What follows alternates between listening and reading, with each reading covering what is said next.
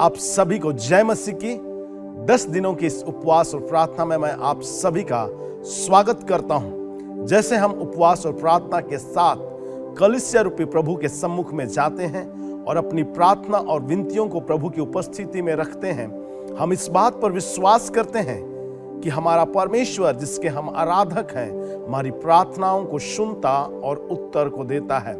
आज का विषय है यहोवा समा, जिसका अर्थ है परमेश्वर वहां है। बाइबल बताती है यहेजकेल की पुस्तक उसका 48 अध्याय और उसके 35वें वचन में यहेजकेल इस प्रकार से लिखता है, और उस नगर का नाम यहेजकेल ने यहोवा समा रखा, अर्थात परमेश्वर वहां है। बाइबल बताती है कि परमेश्वर सर्वव्यापी परमेश्वर है। परमेश्वर हर जगह उपस्थित रहता है। उसकी उपस्थिति हमारे जीवनों में बल को देती है, हमारी अगुवाई करती है। वह अपनी उपस्थिति के द्वारा हमें संभालता है। बाइबल बताती है यहोशू की पुस्तक उसका 1 अध्याय और उसके 9 वचन में बाइबल बताती है, परमेश्वर के वचन में लिखा हुआ है, क्योंकि मैंने तुझे आज्ञा नहीं दी, हिया बांधकर दृढ़ हो जा, भय ना खा और तेरा मन कच्चा ना हो, क्योंकि जहां जहां तू जाएगा वहां वहां तेरा परमेश्वर यहोवा तेरे संग रहेगा। अर्थात परमेश्वर का वचन हमें बताती है परमेश्वर हमारे संग हर जगह विराजमान होता है। परमेश्वर हमारे संग संग होता है। वो परमेश्वर हमें कभी ना छोड़ता है और ना कभी त्यागता है। और इसीलिए बाइबल बताती है उस परमेश्वर की प्रतिज्ञा है। उस परमेश्वर ने कहा है जहां जहां तू जाएगा वहां वहां तेरा परमेश्वर यहोवा तेरे संग होगा।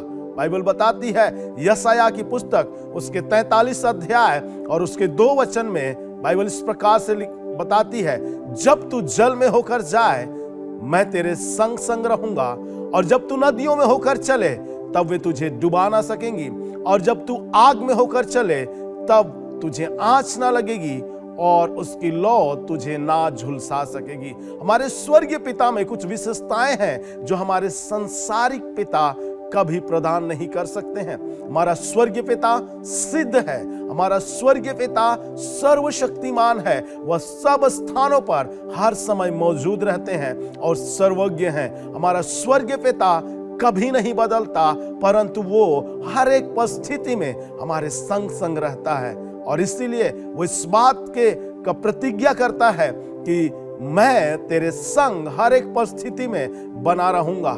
जब हम यीशु को अपने उद्धारकर्ता के रूप में ग्रहण करते हैं और उसके साथ व्यक्तिगत संबंध विकसित करते हैं तो हम निरंतर परमेश्वर की उपस्थिति का अनुभव कर सकते हैं। जब हम व्याकुल होते हैं, दुख का अनुभव करते हैं तो वह वहां होता है। जब हम अकेले होते हैं तो वह वहां होते हैं। जब हम आनंदित होते हैं तो वह हमारे साथ रहते हैं। बाइबल के अनुसार जीवन के प्रत्येक दिन हम उनकी उपस्थिति का अनुभव कर सकते हैं।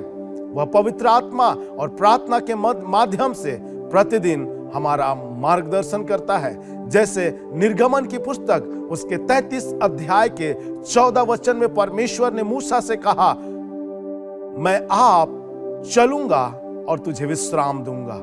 मेरे प्रियो, आइए हम उस परमेश्वर पर विश्वास करें और हम उस परमेश्वर के साथ बने रहें। भयभीत ना हो, व्याकुल ना हो, परंतु हियाव बांधें। हम उस परमेश्वर की उपस्थिति में निरंतर उन्नति करते जाएं, क्योंकि उस परमेश्वर की प्रतिज्ञा है और वो परमेश्वर कहता है, मैं आप चलूंगा और तुझे विश्राम दूंगा। परमेश्वर इस वचन के द्वारा आपके जीवन में आशीष दे। आइए हम प्रार्थना करें। सर्वशक्तिमान जीवित अनुग्रहकारी प्यारे प्रभु जी, राजाओं के राजा सर्वशक्तिमान परमेश्वर, हम तेरा धन्यवाद करते हैं कि परमेश्वर तूने हमें एक और अवसर दिया प्रभु कि हम तेरे पास आए परमेश्वर पिता। और प्रभु जिस प्रकार तेरा वचन बताता है प्रभु कि तेरा नाम यहोवा समा है और तू वहां पर है प्रभु, अर्थात तेरी उपस्थिति हमारे संग प्रभु हर जगह होती है। परमेश्वर तू परमेश्वर सर्वव्यापी परमेश्वर है प्रभु। पिता परमेश्वर, हम आपका धन्यवाद करते हैं प्रभु कि आप हमारे जीवन के हर एक परिस्थितियों में प्रभु हमारे संग होते हैं प्रभु। आप हमें कभी नहीं छोड़ते हैं प्रभु, आप हमें कभी नहीं त्यागते हैं मेरे परमेश्वर पिता। परंतु प्रभु आप अपनी पवित्र आत्मा की उपस्थिति के द्वारा हमारे जीवन में प्रभु आप सामर्थ और बल को देते हैं प्रभु राजा। हम आपका धन्यवाद करते हैं प्रभु।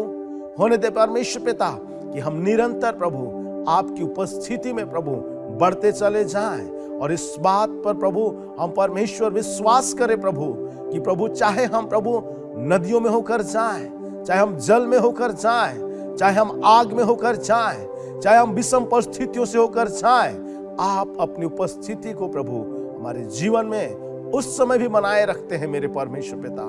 प्रभु हमारी सहायता कर, प्रभु हमारी अगुवाई कर। धन्यवाद देते प्रार्थना सुनने के लिए यीशु मसीह के नाम में मिलकर मांगते हैं, आमीन। इन 10 दिनों में हम अलग अलग पाशवानों के द्वारा परमेश्वर के विभिन्न नामों पर विचार करेंगे।